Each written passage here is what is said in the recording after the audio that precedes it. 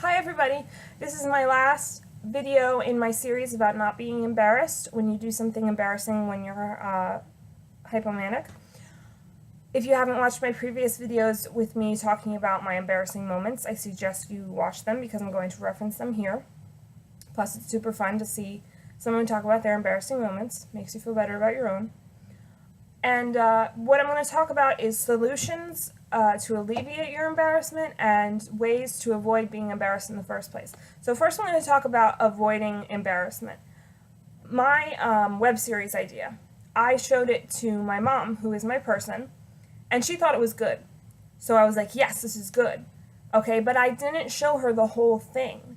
I had a whole bunch of other stuff, a whole bunch of other ideas that I wanted to do that were very unrealistic, and I didn't show them to her because I knew she was going to say, this isn't going to work, you shouldn't do this. And I didn't want her to say that because I wanted to do it. So what I would suggest to avoid your embarrassment is actually show your idea. If you're thinking of an idea ahead of time, it's not something that happens in the moment, show your person or someone you trust who knows you well, show them your idea and say, honestly, is this a good idea, or am I thinking it's a good idea because I'm having some hypomanic symptoms and I'm making things out to be better than they are? And if they say it's not a good idea, I would trust them. You can always go to a second person if you want to, but I wouldn't just plow ahead and do your idea if someone says it's not good. I'm not saying if people doubt you that you shouldn't, follow your dreams and do what you want, but you should get someone's approval that they say this is a good idea and you should do it. And I had that, but I withheld some information. So if I had shown her all that information, she probably would have said you're hypomanic and this is a bad idea.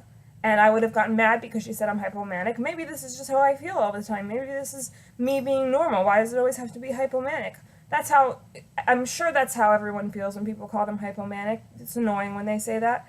But she would have been right, and you kind of have to just trust that they're right and they know what they're talking about. A way to alleviate your embarrassment, when I stood up in front of my class and went through each person's name, halfway through I realized it was a bad idea. And I saw that kid coming up, Sean, and I knew I didn't know his name, and I was like, oh crap, what am I going to do? And I was just trying to think of his name the whole time I was getting to him. So what I should have done is I got halfway through and I realized it was a bad idea. I should have said, I'm sorry, I clearly misunderstood the point of this exercise. Can I start over? I'm really sorry. I had this idea and I thought it was good, but it's not. And maybe laugh about it. And then he probably would have said, yeah, you can start over, and I would have started over, and it still would have been embarrassing, but it would have been way less embarrassing, and I would never have gotten to that kid whose name I didn't know. So that would have been much less embarrassing. If you do something embarrassing and you don't stop in the middle to say, hey, wait a minute, this was a bad idea, because the whole time you think it's a good idea, once you realize that it was a bad idea and you're embarrassed, you have to own up to it and talk to the people who were around you for that. If you were with friends or family, and say, hey, I know this was a bad idea, I'm sorry, can we just laugh about it? And just laugh about it. If you'd rather not bring it up at all and, not talk to those people for a little while, you can do that too, but it's probably better to own up to it and say, hey, I'm sorry, I don't know what I was thinking.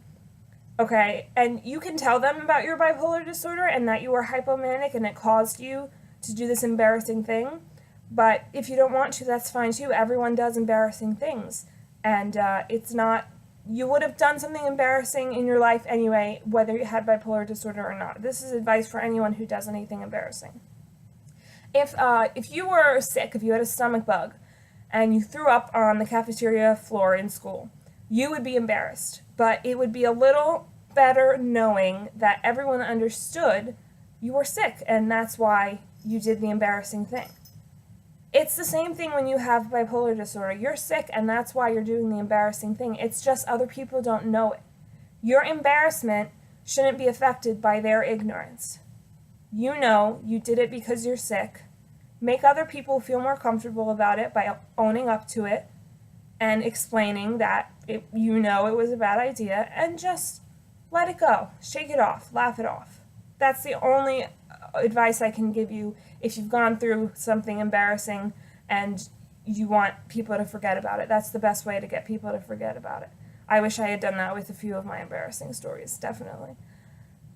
So that is my advice for rule number 8. This is a long video, sorry, but I wanted to make sure I got all my advice in.